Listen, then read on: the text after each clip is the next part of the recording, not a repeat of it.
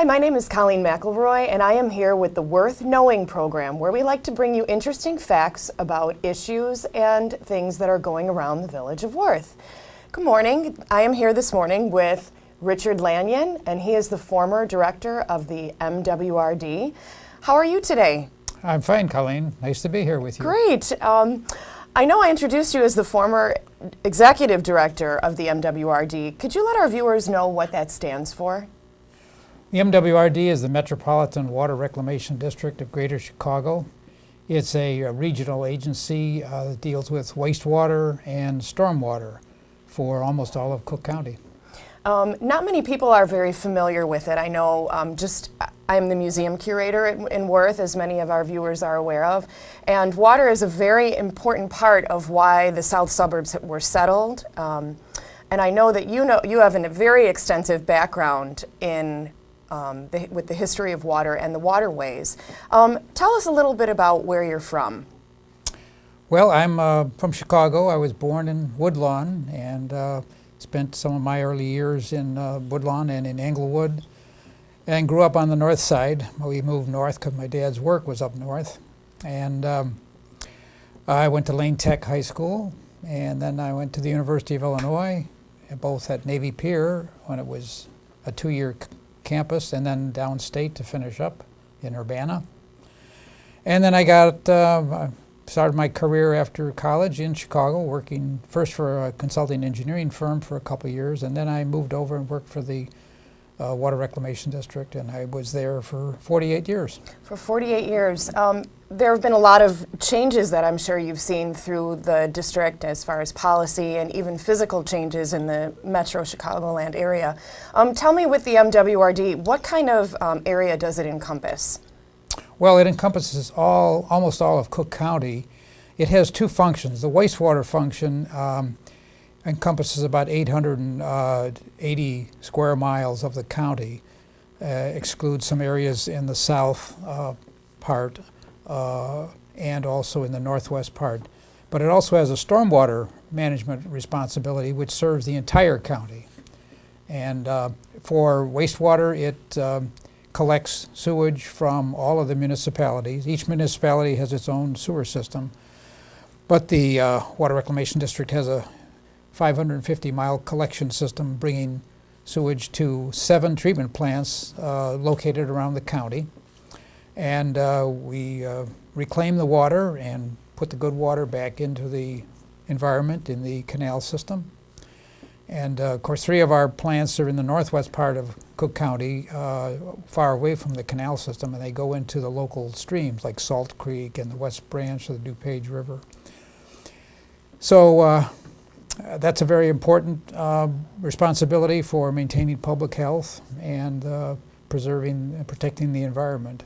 The stormwater function is equally important because, you know, we have a lot of flooding problems in Cook County, and they used to be a lot worse. And the district built a deep tunnel system to serve the combined sewered communities, Chicago and 50 suburbs. And in the separate sewered areas, on the outlying municipalities, we have several flood control reservoirs, and we're doing channel improvements, and we have ordinances to regulate development in flood-prone areas and so forth. I know right now the Village of Worth is undergoing a study with the help of the M.W.R.D. in our Worth Woods area just off of Southwest Highway. Stony Creek has historically been an issue with flooding, and I know that the M.W.R.D. and the Army Corps have assisted over the last few years to try to alleviate that. I know even with the CalSag, it's been extremely, there's been a big effort, I guess I could say, as far as cleaning up the CalSag over the last few years. Can you talk a little bit about that issue? I know that even in Worth we have our SEPA station, the side stream elevation, which many people around here call it the waterfalls and the waterfall parks, but it actually plays a very instrumental role in keeping our waterways clean. Sure. Well, the CalSag Channel is a man-made waterway from Lamont east to Blue Island. It was built 1911 to 1922, and originally it was a very narrow channel. just for the purpose of reversing the flow of the Calumet River and bringing sewage from the developing Calumet area westward to the Sanitary and Ship Canal. Along with the building of the Calsag Channel, the Calumet plant was built. So they started treating sewage when the canal went into operation in 1922. And all the effluent was discharged to the canal. So preserving the lakefront and the water quality of Lake Michigan in the southern part of the Chicago area. In the 1930s, more and more commercial traffic on the Calumet-Sag Channel resulted in a project where the Corps of Engineers widened it in the 1950s and early 1960s. It widened it 4 times to 250 feet, so barges could pass each other and so forth. And then with the Clean Water Act in 1972, the Water Reclamation District expanded the Calumet plant, and also we built the SEPA stations along the Calsag. The one at Harlem Avenue is number 4, and then there's one at by Lamont at Calsag Junction.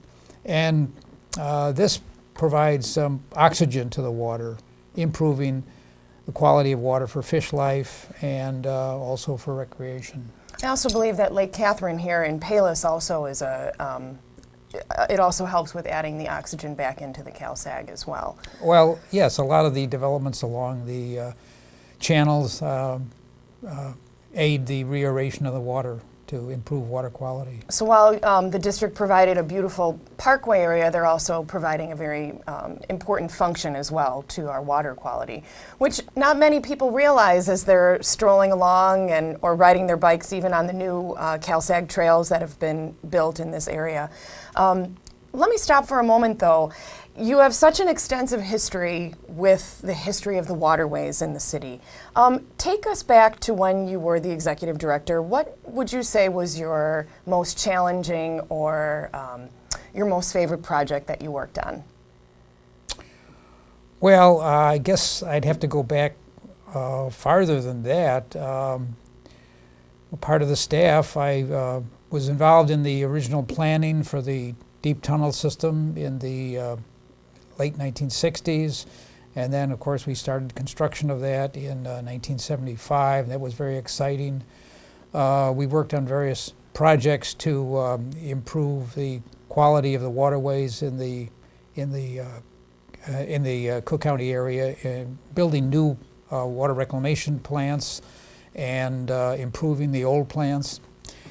And then I was also part of the enforcement program where we regulated the quality of wastewater that's put into the sewer system by industries.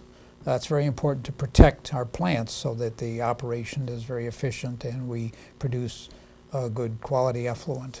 Now the deep tunnel, actually, a portion of that does run through Worth and through, I believe, through Palos as well, off of Ridgeland Avenue.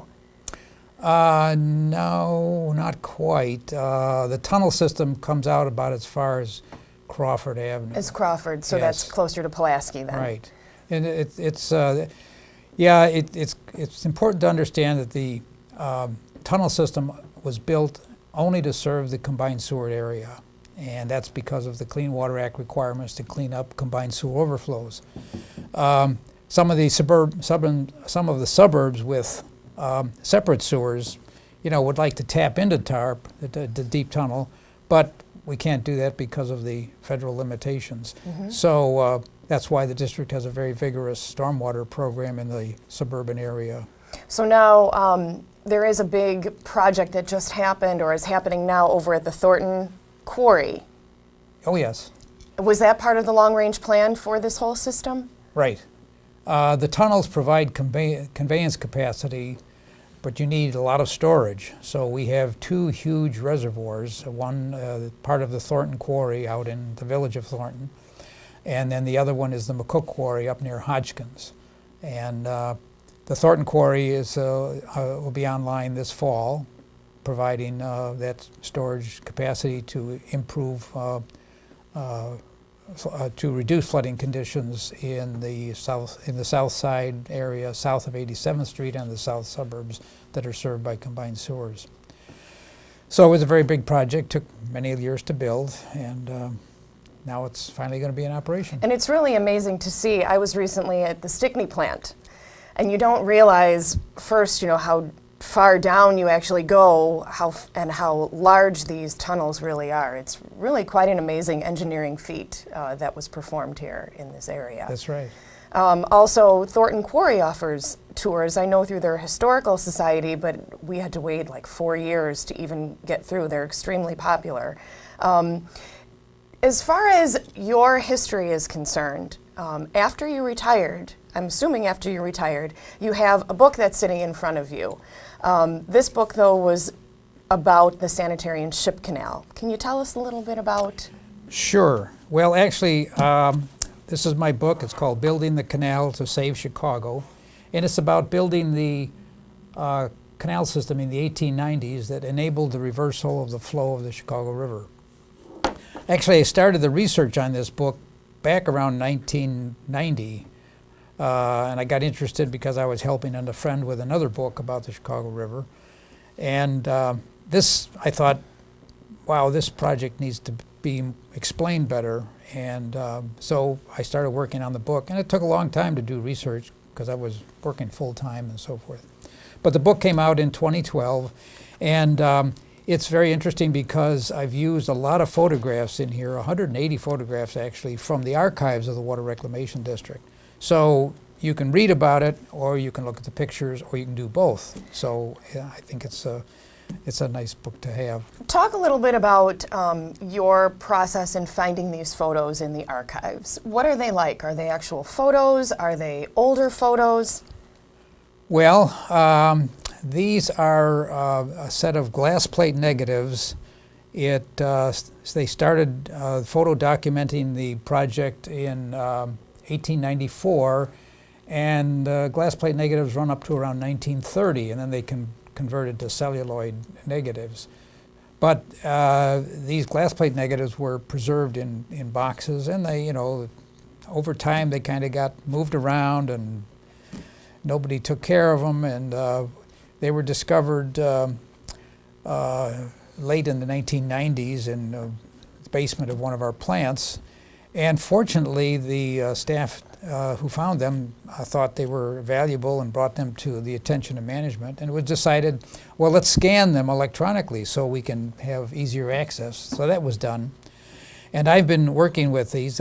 There's about 15,000 images over this period of time. And it's an amazing record of the construction of not only the canals, but the treatment plants in the early days. So now this leads me to your next project, or the project you're currently working on, and you will be in the area to discuss this, your research with the CalSag. Yes, yes. Actually, I'm planned to do several books, and one will be on the CalSag channel. May not come out for a couple of years, but the next book out will be dealing with the North Branch of the Chicago River and the North Shore Channel up north, and the what is now called the O'Brien Water Reclamation Plant, serves the north area of the county. So yeah, I've done a lot of research. I think the Water Reclamation District's a remarkable organization for what it's done over the years in making Chicago a better city to live. And so this has become my retirement avocation to lay out the history of the Water Reclamation District. And now they're celebrating an important milestone as well, are they not? Yes, they just passed their 125th anniversary, and so Did they? pretty old organization with a lot of history and of important work. It's an old organization, but it's really amazing how young in the history generally it is with water purification. I mean, if you think back to when even the Chicago River was reversed, and the amount of people that were either sick or perished because of the lack of water quality is really an amazing feet. And it's something that many people don't really think about in these, these days. With water that you just turn on that comes out of your tap water, not many people realize, the importance of the history of clean drinking water. Well, yeah, I mean, the city was facing a real problem in the 1880s because they were getting their water from the lake, but the sewers they had built were either discharging directly to the lake or to the river, which was flowing into the lake. And, it's not good to pollute your water supply. So the city studied the problem. They came up with this plan to build a bigger canal to enable the reversal of the river. And the district was created in 1889 with a specific purpose of implementing this plan. And so today we have a beautiful protected lakefront, a safe and clean water supply, all because of the work of the district. Mm-hmm.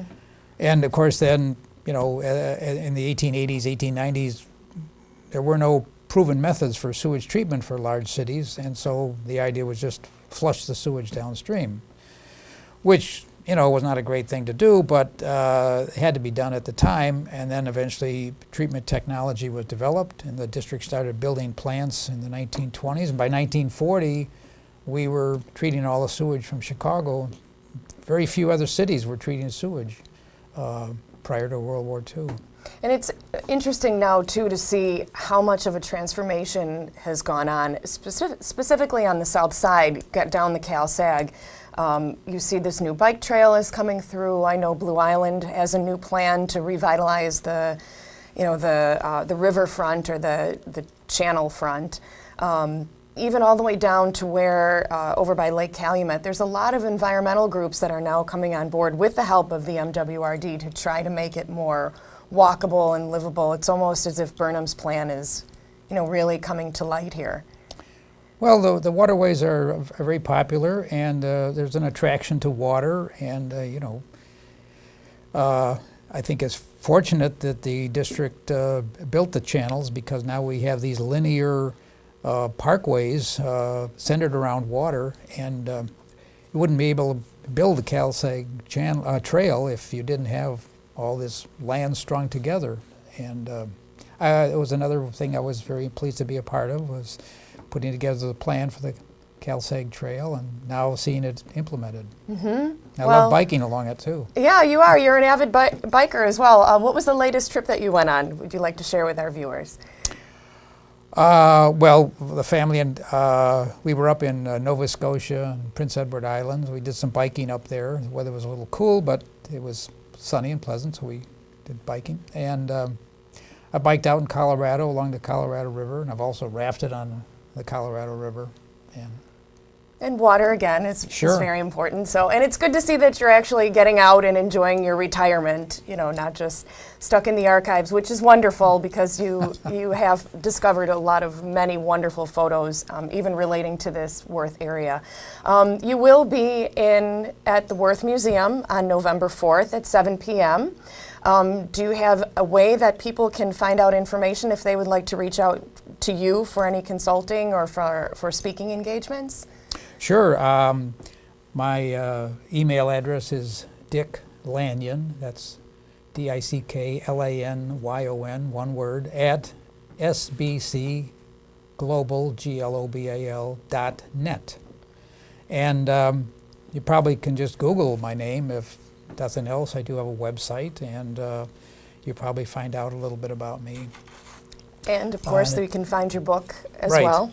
Right. And when I'm speaking at Worth on November 4th, I'm going to be talking about the Cal Sag Channel, a little bit about the history of the Sanitary and Ship Canal, and also, when the state authorized the Water Reclamation District, then called the Sanitary District, to build the Cal Sag Channel, the land of the Illinois and Michigan Canal Commission was turned over to the district. So the Cal Sag feeder that runs through Worth and Oak Lawn and so forth, starts over in Blue Island, was a district property, and became a problem. So a lot of drainage issues were brought to the attention of the district. So a lot of photographs I have are of the countryside along the old, what's now Stony Creek. Stony Creek, But the yeah. old, used to be the Calumet feeder. And they're interesting because you see farms that are now forest preserves. And the landscape has really changed a lot out here. Yeah, which again, that's another celebration. I believe they're celebrating their centennial this year. So a lot was going on around 100 years ago around this time with expansion and trying to establish some order. Sure. So, well, thank you very much for joining us. Is there anything else you'd like to add? Well, I'll look forward to being in Worth again. Great, and we'll love to have you. And the Worth Park District Museum is located at 11500 South Beloit, and we look forward to having you out. So thank you for taking the time this morning to join us. And please come out and learn a little bit about what's in your very own backyard. Thank you for joining us, and have a wonderful day.